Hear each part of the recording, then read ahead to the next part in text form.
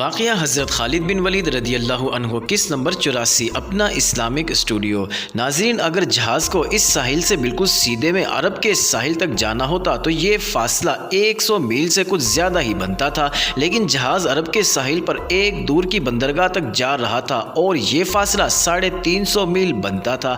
اس طرح منزل تک پہنچنے کے لیے کئی دن درکار تھے۔ جہاز نے لنگر اٹھایا اور بادبان کھول دیے۔ کچھ ہی دیر بعد بن سامر نے اپنے دوستوں کو مشورہ دیا کہ جہاز کے مسافروں کے ساتھ ملاقات شروع کر دی جائے اور ان میں اگر عیسائی ہیں تو انہیں اپنے مشن کے لیے تیار کیا جائے۔ اس پروگرام کے تحت انہوں نے اسی روز مسافروں سے ملنا شروع کر دیا۔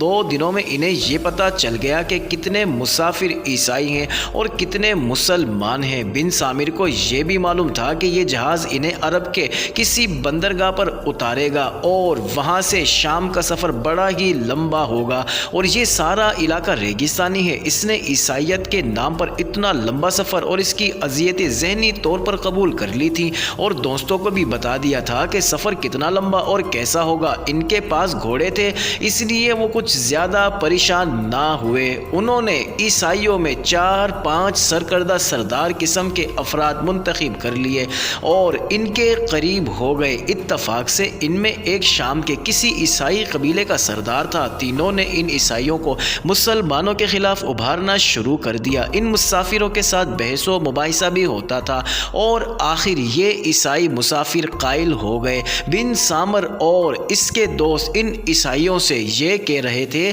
کہ وہ بھی اپنے طور پر شام جائیں، عیسائی قبائل کو بغاوت پر آمادہ کریں۔ انہیں ایک اور عیسائی ملا جو ادھیڑ عمری کی اوائل عمر میں تھا۔ بن سامر اور اس کے دوستوں نے خاص طور پر محسوس کیا کہ یہ شخص دانش مند لگتا ہے اور جب بولتا ہے تو اس کے انداز میں ایک تاثر ہوتا ہے جو دوسروں کو متاثر کر دیتا ہے۔ ایک روز ان تینوں نے اسے گھیر لیا اور پوچھا کہ وہ کہاں کا رہنے والا ہے۔ اس نے شام کے کسی شہر کا نام لیا کہ وہ وہاں کا رہنے والا ہے۔ ان تینوں نے اسے پاس بٹھا کر تبلیغ شروع کر دی اور پھر کہا کہ شام نے عیسائی بغاوت کر دیں تو کم از کم اس ملک پر عیسائیت کی حکمرانی ہو سکتی ہے۔ اس عیسائی نے ان کی تائید کی اور پوچھا کہ یہ کیسے ممکن ہو سکتا ہے اور وہ کیا کرنے آئے ہیں۔ بن سامر نے اسے بتا دیا کہ وہ اسی مشن پر آئے ہیں اور وہ وہاں خفیہ طور پر یہ کام کریں گے۔ اس شخص نے ان سے یہ بھی معلوم کر لیا کہ ہرکل اور مقوقس اور بنیامین اس سلسلے میں کیا کر رہے ہیں۔ بن سامر نے اسے وہ ساری بات سنا دی جو جاسوس بنیامین کو سنا چکے تھے اور بن سامر کو ایک دوست کے ذریعے یہ ساری رپورٹ ملی تھی۔ اس نے ان سے اور بھی بہت سی باتیں پوچھ لی جن میں ایک یہ تھی کہ رومی فوج کس حالت میں ہے اور اس کے جرنیل کیا کرتے ہیں۔ بن سامر خود فوجی تھا اور اس نے بنیامین کے ہاں جا کر بھی بہت سی باتیں سنی تھی، اسی لیے اس نے سب کچھ اس شخص کو بتا دیا۔ ایک رات بن سامر جہاز کے عرشے پر گیا۔ رات چاندنی تھی۔ عرشے پر ٹہلتے ٹہلتے یہی شخص نظر آیا۔ اس سے شک ہوا یہ وہ آدمی نہیں لیکن وہ بالکل وہی آدمی تھا۔ بن سامر نے سوچا کہ اس کی شکل و صورت سے ملتی جلتی شکل و صورت کے 2 آدمی بھی تو ہو سکتے ہیں، لیکن اسے کچھ شک سا ہوا۔ اس نے قریب ہو کر اس شخص کو دیکھا۔ بن سامر کو شک اس لیے ہوا تھا کہ وہ آدمی نماز پڑھ رہا تھا۔ بن سامر کو اس نے بتایا تھا کہ وہ عیسائی ہے۔ وہ عشاء کی نماز پڑھ رہا تھا اور 2 مسافر اس کے قریب ہی نماز پڑھ رہے تھے۔ تم تو کہتے تھے کہ مسلمان نہیں ہو، بن سامر نے اس سے پوچھا، لیکن تم تو نماز پڑھ رہے ہو۔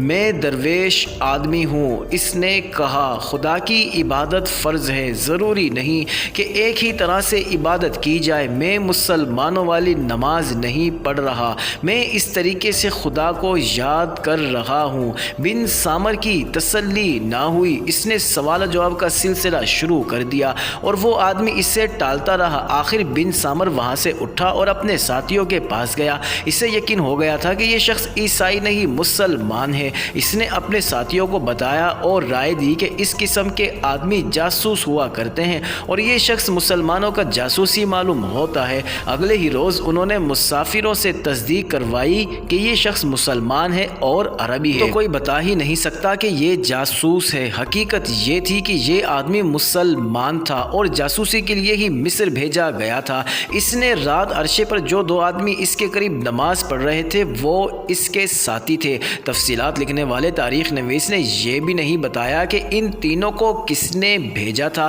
بن سامر کو زیادہ غصہ اس لیے آ رہا تھا کہ اس مسلمان نے اس سے بہت سی ایسی باتیں پوچھ لی تھی جو وہ کسی کو بتانا نہیں چاہتا تھا۔ ان باتوں سے ہی بن سامر کو یقین ہو گیا کہ یہ شخص جاسوس ہی ہو سکتا ہے۔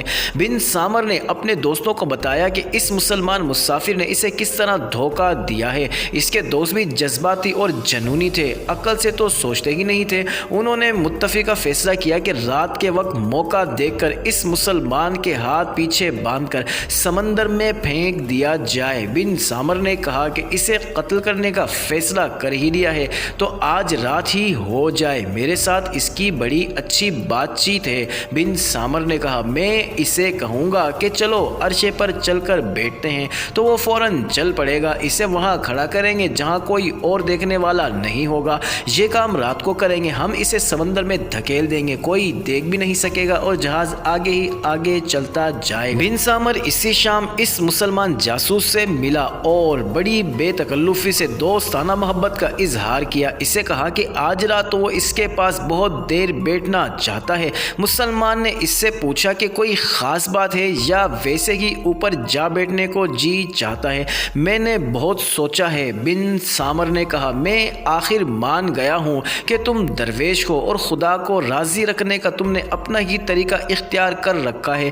تم عالم اور دانشور معلوم ہوتے ہو، مجھے اپنا شاگرد سمجھ لو اور آج رات یہ راستہ مجھے بھی سمجھا دو اور دکھاؤ۔ میں دراصل پریشان حال آدمی ہوں، شاید خدا مجھ سے بہت ناراض ہے۔ میں تمہیں اپنی زندگی کی داستان سنانا چاہتا ہوں، جس وقت کہو گے اوپر چلیں گے۔ مسلمان نے کہا، کہو گے تو ساری رات تمہارے ساتھ اوپر بیٹھا رہوں گا۔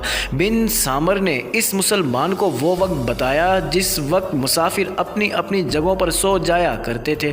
مسلمان نے یہ وقت قبول کر لیا اور کہا کہ وہ اس وقت اوپر آ جائے گا۔ بن سامر دوڑا گیا اور اپنے دوستوں کو بتایا کہ آج رات شکار خود ان کے جال میں آ جائے گا۔ اس کے دوست بہت خوش ہوئے اور اس مسلمان کو سمندر میں پھینکنے کے لیے تیار ہو گئے۔ معزز ناظرین، جاری ہے اگلی ویڈیو کس نمبر 85 میں دیکھنا مت بھولیے گا۔